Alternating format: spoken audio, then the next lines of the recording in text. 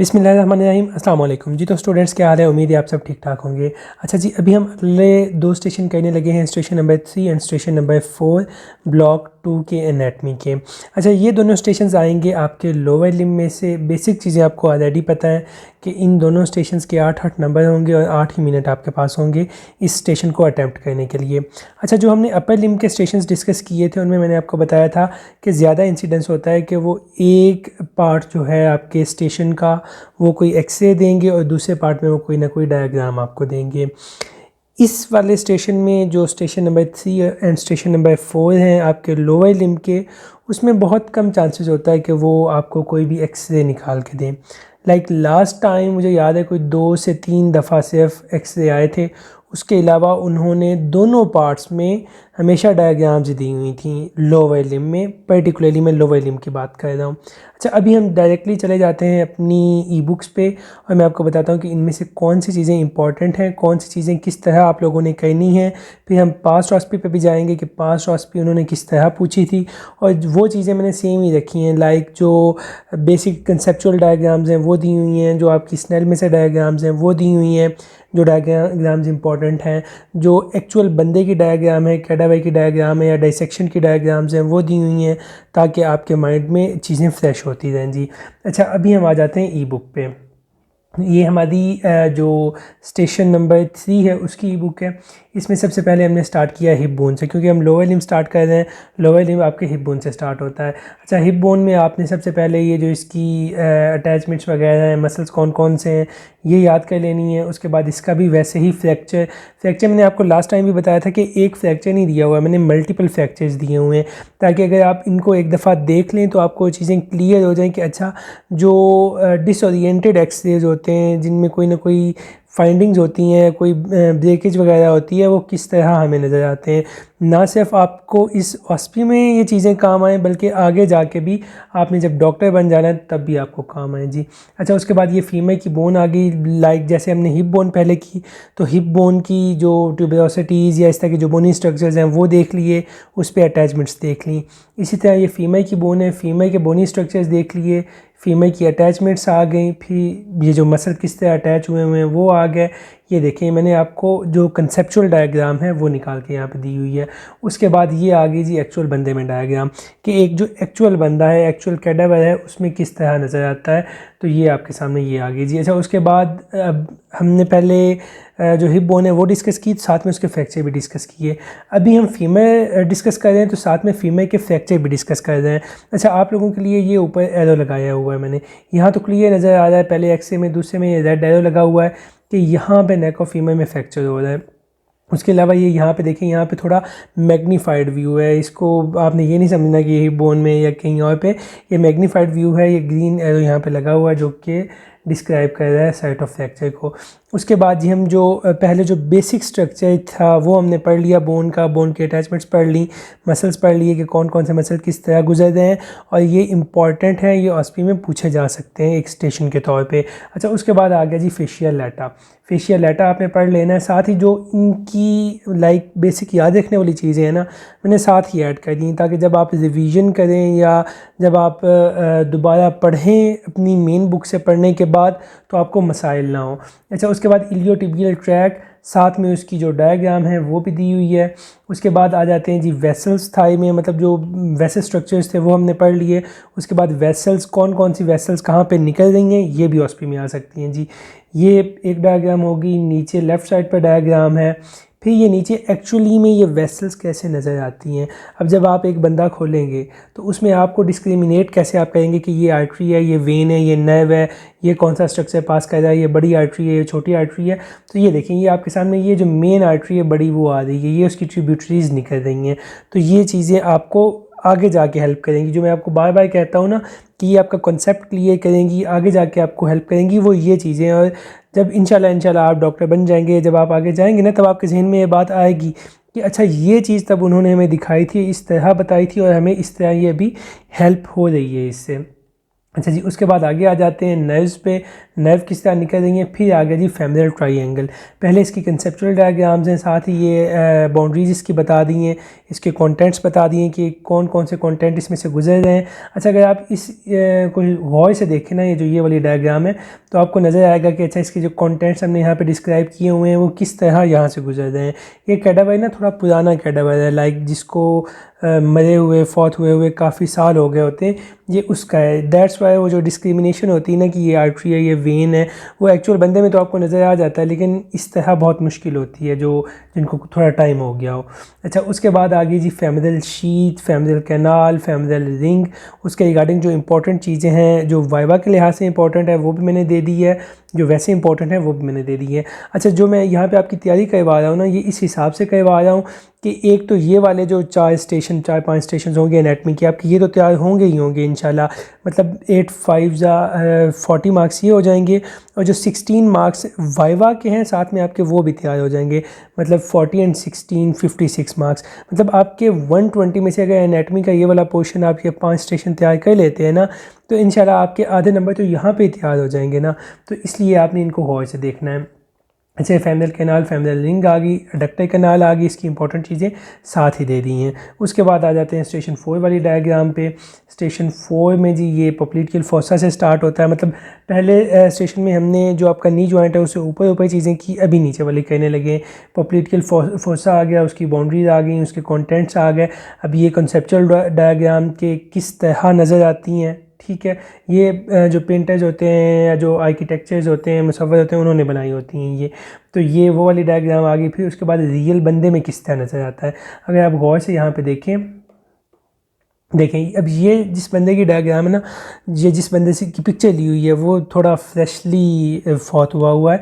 तो यहाँ पे आप देखें कि जो ये आपको आर्टरीज़ है ना, वो किस तरह रेड रेड नज़र आ रही हैं। ये नीचे देखें, बहुत अच्छी यहाँ पे नज़र आ रही है कि ये जी ये आर्टरी आपकी गुजर रही है, उसके साथ ये नर्व गुजर रही है। तो एक्चुअल जो बंदा होता है ना, जो लाइक अलाइव बंदा जिस पे आप सर्जरी कर रहे होते हैं, उसमें इस तरह नज़र आ रही होती हैं। ये जो बंदा फ्रेशली जिसको फौत हुए कुछ टाइम हुआ होता है, उसमें इस तरह नज़र आ रही होती हैं चीज़ें। ये एक तो आपको चीज़ें वैसे कॉन्सेप्ट बिल्डिंग में और उस पर याद करने में हेल्प करेंगी, जिससे आपकी विजुअल मेमोरी बनेगी। और मैं बार बार कहता हूँ कि ये जो डायग्राम्स मैं आपको दिखा रहा हूँ ना, ये याद करने के लिए नहीं है। या तो जो कंसेप्चुअल डायग्राम्स या वो जो स्नेल की डायग्राम्स दी हुई हैं, या तो आपने वो करनी है। अब जब आप एक चीज़ याद कर रहे हैं तो आपने सिर्फ 5 सेकंड लगा के साथ में उसकी ये डायग्राम देख ली जो एक्चुअल बंदे में किस तरह नज़र आ रही हैं, तो आपके तो 5 सेकंड जाएंगे ना, लेकिन आपकी विजुअल मेमोरी इतनी स्ट्रॉन्ग बनेगी कि आपने एक चीज़ जो कि आप ऑस्पी के टाइम पे याद कर रहे हैं, साथ ही आप उसका एग्जैक्ट लाइक बंदे में वो किस तरह नज़र आ रही है साथ में वो देख रहे हैं, तो इंशाल्लाह बहुत फ़ायदा देगी आपको। अच्छा, उसके बाद टिबिया फिबुला आ गई। वैसे ही जैसे हमने ऊपर वाली बोन्स की थी, टिबिया के बोनी स्ट्रक्चर्स पहले कर लेंगे, फिर टिबिया की अटैचमेंट्स वगैरह आपने कर लेनी है। यहाँ पे आई थिंक मैं मिस कर गया हूँ अटैचमेंट, नहीं ये देखिए आगे टिबिया फिबुला की अटैचमेंट्स इकट्ठी दी हुई हैं। साथ में पटेला को डिस्कस कर लिया, पटेला किस तरह अटैच होती है।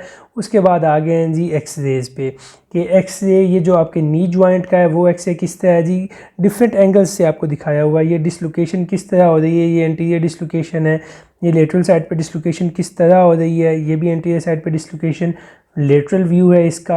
अच्छा, उसके बाद टिबिया पे बोला कि ये अटैचमेंट्स आ गई हैं, मसल्स आ गए हैं, और ये एक्चुअल में लाइक जहाँ पे भी मसल थोड़े से आए हुए हैं ना, साथ में मैंने डायग्राम दी हुई है कि ये एक्चुअल बंदे में किस तरह नज़र आ रहे हैं। तो ये जो आपके सामने भी ये डायग्राम है, ये उस चीज़ की कि एक्चुअल बंदे में ये किस तरह नज़र आ रहे हैं। ये भी एक्चुअल बंदे में साथ में लेबल्ड भी हैं कि पहले जब आपने पढ़ लिया ना, लाइक टिबिया पे बोला कि आपने मसल अटैचमेंट याद कर ली, तो आपको मसल्स के नाम याद हो जाएंगे। अब जब आपको इस लेवल पे मसल्स के नाम याद है ना, तो आप इन स्ट्रक्चर्स को देखेंगे तो ये और पक्के हो जाएंगे। या जब आप इसके अलावा इन स्ट्रक्चर्स को देखेंगे ना, लाइक जब आप हाउस जॉब में होंगे या वैसे होंगे, तब आपके जहन में ये नाम नहीं होंगे क्योंकि आपने फ्रेशली पढ़ा नहीं होगा। सिर्फ आप वो स्ट्रक्चर्स देखेंगे, सर्जन आपको बताया होगा कि अच्छा ये वाला मसला है, ये वो वाला मसला है, तो तब आप रिटेन नहीं कर पाएंगे। इस लेवल पे जब आपने बेसिक चीज़ें पढ़ी हुई हैं, आपके जहन में चीज़ें हैं, आपने याद की हुई हैं, तब आप इन डायग्राम्स को देखेंगे, इन कैडावर्स को देखेंगे, तो आपको ज़्यादा अच्छी तरह याद आएगा और कॉन्सेप्ट ज़्यादा अच्छा आपका बनेगा। उसके बाद ये लेग की वेसल, पहले हमने नी के ऊपर वाली वेसल्स थी वो देखी थी, अब ये नी के नीचे वाली वेसल्स हैं। पहले इनकी कंसेप्चुअल डायग्राम्स आ गई हैं, अब ये एग्जैक्ट बंदे में किस तरह नज़र आ रही हैं। अच्छा आप यहाँ पे देखिए थोड़ा सा आपको जहाँ पे वीनस टिंज मतलब नीला टिंज नज़र आ रहा है ना, वो वेन्स हैं। उसके बाद जी ये अगेन पूरी, पहले मैंने आधी आधी दी थी मतलब नी से ऊपर फिर नी से नीचे, अब ये इकट्ठी एक जगह पे कर दी, लाइक आपकी कॉन्सेप्ट बिल्डिंग में आपकी मदद हो सके। उसके बाद लेग्स की नर्व आ गई हैं एंटीरियर साइड से पोस्टीरियर साइड से। अच्छा अब ये नीचे जाके एक पर्टिकुलर बंदे में किस तरह नज़र आता है, ये है तो कैडव है, लेकिन जो आरटीए के केसेस होते हैं, रोड ट्रैफिक एक्सीडेंट्स के केसेस जो बहुत ज़्यादा ख़राब हुए होते हैं केसेस, वो उनमें इस तरह आपको चीज़ें नज़र आ रही होती हैं। तो एक तो वो आपकी विजुअल मेमोरी बन जाएगी, दूसरा आपने घबराना नहीं है कि इस तरह की चीज़ें डॉक्टर बनने के बाद नॉर्मल चीज़ें होती हैं। वैसे ये तो कैडावाई की है, ये आपको नज़र भी आ रहा है, बैंड कैडावाई का लगा हुआ है, तो ये कैडावाई की पिक्चर है। उसके बाद जी एक्लीज टेंडन आ गया, उसकी कंसेप्चुअल डायग्राम, फिर रियल बंदे में किस तरह नज़र आ रही है। ये देखें किसी ने बहुत अच्छी डायसेक्शन की हुई है कि यहाँ पे आपको एक्लीज टेंडन का पोस्टीरियर व्यू, ये लेटरल साइड से आपको एक्लीज टेंडन का व्यू मिल रहा है। उसके बाद आ जाते हैं जी आगे इस जॉइंट पे, एंकल जॉइंट वो किस तरह बन जाए, पाँव की हड्डियाँ कितनी होती हैं, किस तरह उसके साथ ज्वाइन कर रही हैं। फिर उसके बाद इस एंकल जॉइंट का एक्सरे, ये एक्सरेज आपके बहुत काम आने वाले हैं, ये मैं आपको बार बार बता रहा हूँ, ये इंशाल्लाह एक्सरेज आपके बहुत काम आएंगे, आपकी डेली लाइफ में भी काम आएंगे। उसके बाद फुट की बोन्स आ गई हैं जी, मसल्स ऑफ फुट आ गए। अच्छा जिस तरह वहाँ पर लेयर्स थी ना हाथ की, उसी तरह यहाँ पर आपके पाँव की भी लेयर्स हैं मसल्स की, तो आपने ये याद करनी है। एक एक लेयर को हमने डिस्कस किया हुआ, यहाँ पे लेयर 1 2 3 4 एक्सट्रिंसिक मसल्स पे डिस्कस किए हुए हैं, वो किस तरह होते हैं, बॉटम ऑफ फुट पे किस तरह आपके मसल्स होते हैं, वेसल्स ऑफ फुट किस तरह होती हैं। उसके बाद ये आपको डाइसेक्शन की पिक्चर दिखाई हुई है कि जी ये डोर्सैलिस पीडस आर्टरी किस तरह आ रही है। अच्छा ये डोर्सैलिस पीडस आर्टरी बहुत इंपॉर्टेंट आर्टरी है, लाइक बीइंग अ डॉक्टर आप इसको बहुत जगह पे यूज़ करेंगे आगे अपनी प्रैक्टिस में। तो जब आपने देखा होगा, अब यहाँ पे आपने जो बेसिक आपके जहन में चली गई कि अच्छा आर्टरीज़ पाँव की इस तरह आ रही हैं, इस तरह डिवाइड होकर आगे जा रही हैं। उसके बाद जब आपने यहाँ ये डायग्राम देख ली कि अच्छा इस तरह डोर्सैलिस पीडस आर्टरी नज़र आती है और इस जगह से गुजर रही है एक्चुअल बंदे में, तो जब आप फिर वहाँ पे जाके आपको प्रोफेसर कहेंगे ना कि अच्छा जी इसकी ये जो डोर्सैलिस पीडस आर्टरी है इस पर ज़रा हाथ रखो ना, तो आप डायरेक्टली जाके उस एग्जैक्ट जगह पे हाथ रखेंगे, आपको पता चल जाएगा कि अच्छा यहाँ पे डोर्सैलिस पीडस आर्टरी है। या अगर कोई जैसे मैं आपको बता रहा था फुट ट्रॉमा का केस है, तो उसमें आपको वहाँ पर नज़र आ जाएगा कि अच्छा ये डोर्सैलिस पीडस आर्टरी पड़ी हुई है। उसके बाद आगे आ जाते हैं जी नर्व्स ऑफ फुट पे, ये नर्व्स आ गई। उसके बाद एक्चुअल बंदे में नर्व्स किस तरह नज़र आ रही हैं। अब ये देखिए यहाँ से आर्टरीज़ को सबको कट किया हुआ है, आर्टरीज़ यहाँ पे नहीं है, ये जो नर्व्स आपको नज़र आ रही हैं वो है, साथ में लेबल भी हैं nerves, anterior side posterior side of foot. उसके बाद रेटिनेकुला ऑफ फुट आ गए हैं जी। अब ये देखें कितनी प्यारी डायग्राम है रेटिनेकुलम्स की, ये यहाँ पे पहले आपको कंसेप्चुअल डायग्राम में दिखाए हुए हैं। अच्छा ये एक रेटिकुलम ये जा रहा है, एक ये जा रहा है, एक ये जा रहा है। अब ये इतना अच्छा सर्जन है, उसने इतनी अच्छी डाइसेक्शन की है कि रेटिनेकुलम आपको नज़र आ रहे हैं। ये जो ये वाला ट्रांसवर्स वाला है वो ये आपको नज़र आ रहा है जी, ये आगे ये जो ये वाला नज़र है वो ये यहाँ पे आ रहा है जी। उसके बाद ये इस साइड का आपको नज़र नहीं आ रहा होगा, आप दूसरी साइड से देखेंगे लेटरल साइड से, लेटरल व्यू में तो आपको नज़र आ जाएगा। बहुत ज़्यादा अच्छी डायग्राम है, बहुत ज़्यादा इंपॉर्टेंट डायग्राम है। लाइक अगर आप यहाँ से देख लेते हो ना, इतनी मुश्किल से मैंने डायग्राम्स निकाली हैं, इकट्ठी की हुई हैं, आप इसको एक नज़र देख लोगे इंशाल्लाह आपको बहुत ज़्यादा फ़ायदा देंगी ये। उसके बाद डेमाटोम्स आ गए। अच्छा जिस तरह मैंने अपर लिम के तो बिल्कुल स्टार्ट पे मैंने डेमाटोम्स दे दिए थे ना कि वो इम्पॉर्टेंट है, ये अपर लिम के मैंने यहाँ पे साथ इसलिए लगा दिए हैं ताकि आपको फ्रेश हो जाए, वो दोबारा याद आ जाए। उसके साथ ये लोअर लिम के भी हैं डेमाटोम्स, आपने एक दफ़ा देख लेने हैं। बहुत कम चांसेस होता है कि कभी वाइवा में या ऑस्पी में आए, लेकिन आ जाते होते हैं ये आपने याद रखना है, ये फाइनल ईयर तक आ जाते हैं। लाइक आपको फाइनल ईयर में पूछ सकते हैं वो कि चाहिए कौन कौन से डेमाटोम्स है। इसका मतलब ये नहीं कि आपने फाइनल ईयर में ही जाके याद करना है, आप डॉक्टर बन जाएँ तो आपको ये first year, second year, third year, fourth year, final year कभी भी पूछ सकते हैं। और आगे जाके हाउस जॉब में तो वो पूछते ही पूछते हैं। तो ये बेसिक चीज़ें थी जो आपने याद कर लेनी है। अच्छा ये चीज़ें आपने करने के बाद फिर आ जाना है क्लिनिकल्स पे। क्लिनिकल के रिगार्डिंग लोग पूछ रहे हैं कि अच्छा क्लिनिकल्स कौन से करने हैं, ये जो आपने दिए हुए हैं क्या ये इनफ है। तो जो मैंने यहाँ पे क्लिनिकल्स दिए हुए हैं ये मोस्ट इंपॉर्टेंट क्लिनिकल्स हैं, जो बहुत ज़्यादा इंपॉर्टेंट क्लिनिकल्स हैं वो मैंने निकाल के यहाँ पे दे दिए हैं। अगर आप तैयारी कर रहे हैं फॉर डिस्टिंक्शन लेवल, ये तो आपने करने ही करने हैं ना, ये तो आप छोड़ने का सवाल ही पैदा नहीं होता। उसके अलावा जो स्नेल्स में दिए हुए हैं आपके क्लिनिकल्स, आपने वो लाजमन करने, तो ये चीज़ें आपने देख लेनी है। ये सारे यहाँ पे मैं आपको एक एक क्लिनिकल दिखा नहीं रहा हूँ, लेकिन ये देखें जैसे मैंने यहाँ पे साथ में पिक्चर्स दी हुई हैं ना, कि जो नेक ऑफ फीमेल का फ्रैक्चर हो रहा है वो किस तरह ख़तरनाक हो सकता है, क्यों ख़तरनाक हो सकता है। साथ में यहाँ पे अगेन मैंने एक्सरे भी दे दिया है, फिर ब्लड सप्लाई दे दी है कि वो ब्लड सप्लाई किस तरह इस फ्रैक्चर को ख़तरनाक बना रही है। तो ये सारी चीज़ें आपने कर लेनी। वेरिकोज वेन बहुत ज़्यादा इंपॉर्टेंट है। उसके अलावा यहाँ पे हाइनियाज़ होते हैं, वो बहुत इंपॉर्टेंट होते हैं। कॉन्सेप्ट वाइज बहुत इंपॉर्टेंट होते हैं। डीवीटी बहुत इंपॉर्टेंट होता है। फेशियाइटिस वगैरह इस तरह की चीज़ें, ये जो मैंने यहाँ पे दिए हुए हैं ये तो आप स्किप कर ही नहीं सकते, ये आपने लाजमन कहने। उसके बाद ये आ जाते हैं इसकी पास्ट हॉस्पी पे। पास्ट हॉस्पी मैंने आपको बताई थी कि ब्लॉक 2 की हमारे पास बहुत लिमिटेड अमाउंट में अवेलेबल है।